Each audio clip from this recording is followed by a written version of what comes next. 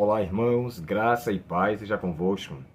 Hoje estamos aqui estudando a lição de número 8. Lição essa que nos faz entender sobre a esperança dos personagens do Novo Testamento.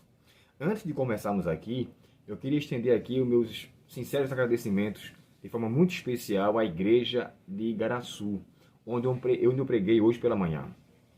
Irmãos, pense numa igreja calorosa, pense numa igreja receptiva, uma igreja amada. Na verdade, nosso povo é um povo muito abençoado.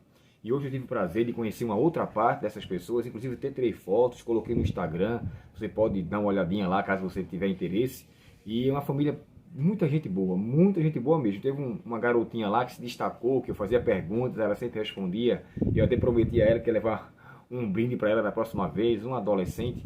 E, enfim, foi um momento muito agradável. Eu quero agradecer a Deus por essa oportunidade, né? Deus tem me concedido bênçãos sem fim, de conhecer muitas pessoas. É uma criancinha lá, um recém-nascido, um bebezinho. Eu estava na classe de escola sabatina fazendo alguns comentários e ele não parava de me observar. E eu fiquei muito feliz, sabe, irmãos, quando a gente consegue, pela palavra de Deus, atrair a atenção de uma criança. Isso só nos mostra que a nossa linguagem está sendo compreensiva. Claro que era um recém-nascido. Mas sabe você ficar prestando atenção, a pessoa ficar lhe observando, olhando atentamente para aquilo que você está falando? Foi muito lindo aquela situação. É uma pena que eu não filmei aquilo ali. Inclusive, tirei foto com ele também, né? Os seus pais me permitiram, postei a foto. Igreja de Igaraçu, vocês são uma bênção, viu? Fico feliz em tê-los conhecido mais pessoalmente. Conheci o irmão Josué e alguns outros, mas enfim, foi uma satisfação para a gente muito grande ter conhecido esse povo hoje, né? Esses irmãos que nós conhecemos hoje. E aqui, de forma especial, a lição de hoje nos trata sobre a esperança do Novo Testamento. É interessante esse título aqui, irmãos, por quê? Porque o Novo Testamento, ele não só foi escrito em grego, mas a cultura ali, tudo que envolvia era grega. Porém, embora fosse uma cultura grega, embora fosse em linguagem grega, com exceção de Lucas, e é interessante que ele fala aqui, o autor, Dr. Rodrigo Silva, quando ele menciona em seu livro a Bíblia de Aleph a Ômega, ele fala que provavelmente Lucas, ele chega a descrever que ele tivesse alguma ascendência judia, ou seja, tivesse alguma ascendência da linguagem que ele falava, porque ele também falava em aramaico, ou ele escreveu em aramaico.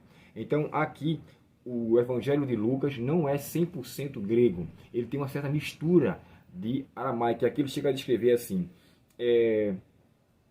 Lucas escreve de modo mais erudito de todos os evangelistas. Embora use largamente o grego comum, ele não esconde os fortes traços de aramaísmos, que podem significar alguma ascendência do judaica.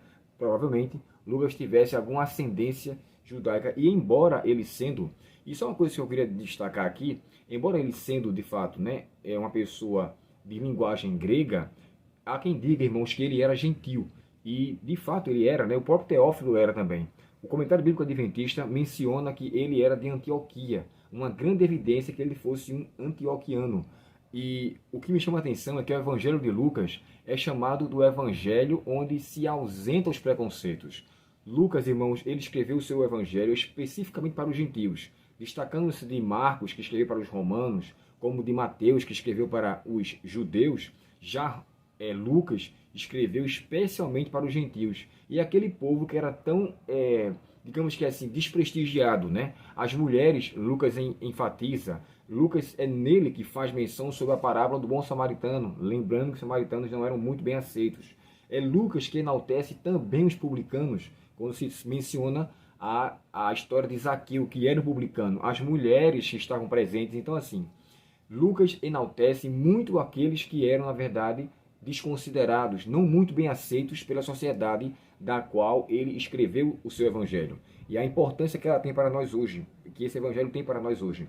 Concluindo aqui, Lucas é um evangelho que, embora sendo na época dos gregos, onde envolvia aquela questão da vida imortal, da imortalidade da alma, né, melhor dizendo, Lucas então escreve com a ênfase sobre a mortalidade da alma, ou seja, a pessoa morre.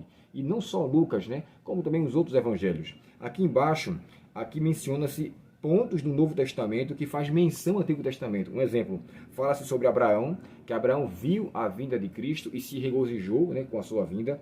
Fala de Enoque, quando Judas descreve, Judas, não Iscariotes, né, Judas, o irmão de Jesus, aquele que escreveu a sua epístola.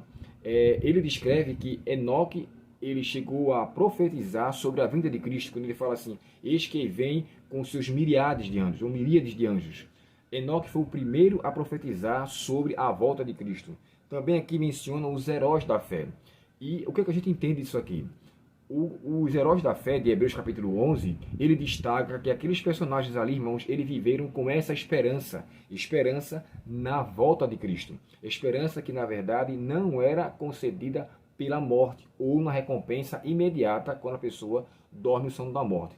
É tanto que o livro de Hebreus, quando ele conclui os seus heróis da fé, aquela parte lá, ele fala assim, ó: todos esses morreram na esperança, morreram na fé, aguardando assim até então a recompensa. Nenhum deles recebeu a recompensa. Quando nós olhamos aqui todo esse contexto, quando nós observamos aqui, o próprio Cristo descreve, né, que a vida eterna se consiste em uma pessoa e não é simplesmente algo imaterial. A vida eterna não se consiste em algo que se consegue quando morre, ou que você tem algo.